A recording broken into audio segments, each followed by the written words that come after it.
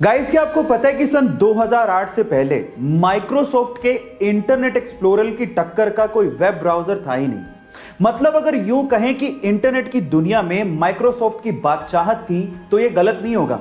लेकिन 2008 के बाद समय कुछ यूं बदला कि आज ये हालात हैं कि माइक्रोसॉफ्ट अगस्त 2021 में अपने वेब ब्राउजर इंटरनेट एक्सप्लोरर को पूरी तरह से बंद करने जा रहा है और उसकी वजह है गूगल क्रोम। और गाइस, गूगल कंपनी को भी 2008 से पहले ये अंदाजा ही नहीं था कि वो कभी माइक्रोसॉफ्ट को टक्कर दे पाएंगे क्या। लेकिन ये सब पॉसिबल हो पाया एक इंडियन सुंदर पिच्चई की वजह से, जो आज इस इतनी बड़ी गूगल कंपनी के सीईओ भी हैं, जिन्होंने इस नामुमकिन काम को मुमकिन बना के दिखाया। So guys, proud to be an Indian. ऐसे ही इंटरेस्टिंग फैक्ट्स के लिए यूट्यूब पे हमारे चैनल को सब्सक्राइब कर लीजिए और अगर आप इंस्टाग्राम पे देख रहे हैं तो हमें फॉलो करना मत भूलिए। एक बार गुरु नानक देव जी अपने शिष्यों के साथ एक गांव गए। गांव वालों ने गुरु नानक देव जी और उनके शिष्यों की बहुत ज्यादा सेवा की, लेकिन जाते जाते गुरु नानक देव जी ने उन गांव वालों को आशीर्वाद दिया, उधर जाओ।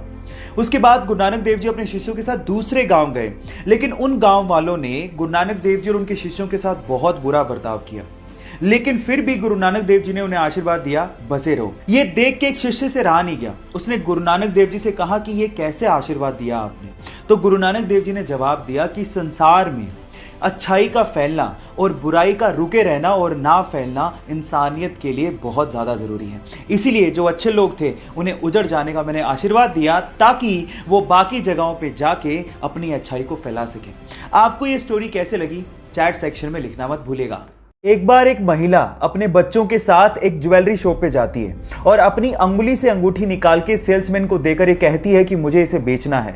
तो सेल्समैन अंगूठी देखने के बाद उस महिला से पूछता है कि आप इसे क्यों बेचना चाहते हैं। तो महिला जवाब देती है कि इस वक्त मुझे पैसों की सख्त जरूरत है और अंगूठी बेचने के अलावा मेरे पास कोई चारा ही नहीं है। यह सुनकर सेल्समैन का दिल भर जाता है और उसके बाद जितने पैसों की जरूरत उस महिला को थी वो सेल्समैन उसे वो पैसे देता है। लेकिन आंखों से आंसू तब आ जाते हैं जब वो सेल्समैन उस रिंग को भी उस महिला को लौटा देता है। आप इस वीडियो में उस महिला के रिएक्शन उसके बाद देख सकते हैं। गाइस, इसे देख के लगता है कि इंसानियत आज भी जिंदा है। आपको ये इंसानियत का पैगाम कैसा लगा, लोगों के साथ शेयर जरूर करिएगा। रेलगाड़ी यानी कि ट्रेन हमारे देश की लाइफलाइन है, लेकिन क्या आप लोगों को पता है कि हमारे देश में सबसे लंबे रूट की ट्रेन कहां से कहां चलती है और उसका नाम क्या है? चिंता मत करिए, मैं आपको बताता हूं। उसका नाम है विवेक एक्सप्रेस, जो कि असम के डिब्रूगढ़ से कन्याकुमारी तक का सफर, जो कि 4286 किलोमीटर का है, उसे लगभग 82.5 घंटों में तय करती है। और यह हमारे देश की ही नहीं, इस सब कॉन्टिनेंट की सबसे लंबे रूट की ट्रेन भी है। क्या आपको इसके पहले तक इफेक्ट पता था? और अगर नहीं पता था तो चैट सेक्शन में लिखना मत भूलिएगा। गाइस, मान लीजिए कि आप कोई प्रोडक्ट खरीदने जाते हैं और वही प्रोडक्ट एक कंपनी लो प्राइस में बेच रही है और दूसरी कंपनी उसे हाई प्राइस में बेच रही है। और हाई प्राइस को देखने के बाद क्या आप भी ये सोचते हैं कि हाई प्राइस वाला प्रोडक्ट ज़्यादा अच्छी क्वालिटी का होगा?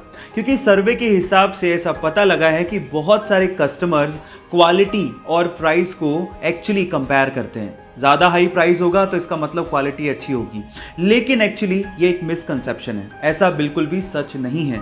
और सिर्फ इसी वजह से, जी हाँ, सिर्फ इसी वजह से बहुत सारे प्रोडक्ट अंडररेटेड ही रह जाते हैं। सो अपना ये मिसकंसेप्शन ठीक करिए कि क्वालिटी और प्राइस एक दूसरे से रिलेट करते हैं। ऐसा कुछ भी नहीं है। आपको लोअर प्राइस में भी अच्छी क्वालिटी का प्रोडक्ट मिल सकता है। इस बात से आप कितना तवज्जो रखते हैं, चैट सेक्शन में लिखना मत भूलिएगा। गाइस, अगर आपको भी ये लगता है कि ऑर्गेनिक फूड पेस्ट